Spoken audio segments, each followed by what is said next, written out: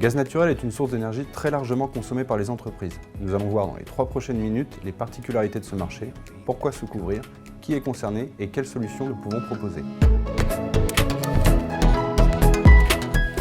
Le gaz naturel est une source d'énergie connue depuis très longtemps, mais son extraction et son utilisation à l'échelle industrielle est relativement récente.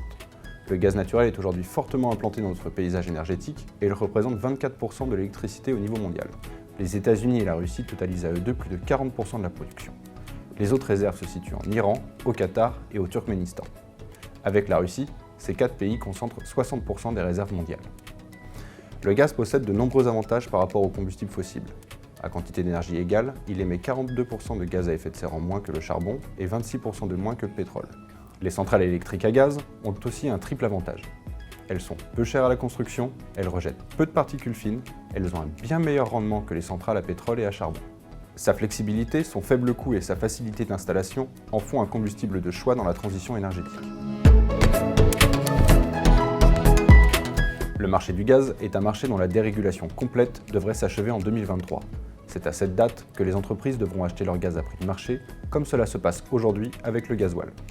Le gaz a pour particularité de posséder un propre index de cotation pour chaque pays. TTF pour les Pays-Bas, NBP au Royaume-Uni, PEG en France. Son prix est très impacté par les saisons.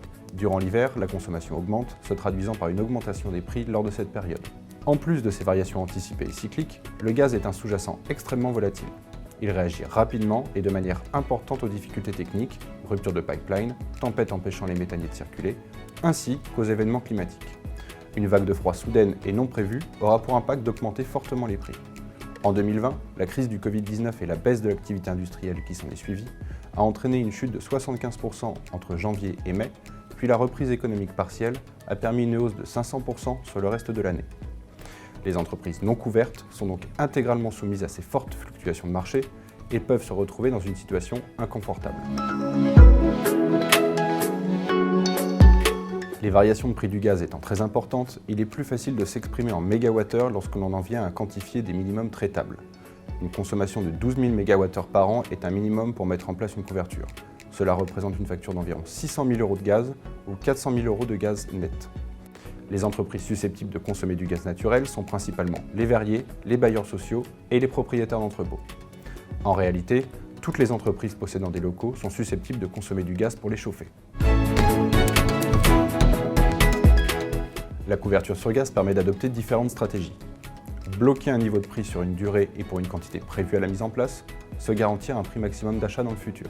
La couverture peut être assimilée à une assurance qui va permettre à l'entreprise de mieux gérer et piloter ses risques en se prémunissant des mouvements de marché trop importants. Cette gestion lui permet de se garantir contre les pertes de marge. Cet outil est d'autant plus intéressant que beaucoup d'acheteurs sont des PME dont les rôles clés peuvent être occupés par une seule et même personne. On peut ainsi leur offrir de la visibilité, une optimisation de leur temps et une tranquillité sur un sujet qui pouvait être source d'inquiétude. Finalement, voici ce qu'il faut retenir. Le gaz est un sous-jacent relativement nouveau sur le marché français dont la liquidité ne cesse d'augmenter. C'est un sous-jacent particulier dont les mouvements de marché sont importants et où les conditions climatiques ont un impact prépondérant sur les cotations. Il est aujourd'hui possible pour une entreprise de venir mettre en place une couverture des 12 000 mégawattheures de consommation par an, soit une facture d'environ 600 000 € de gaz ou 400 000 € de gaz net. À bientôt pour un prochain numéro.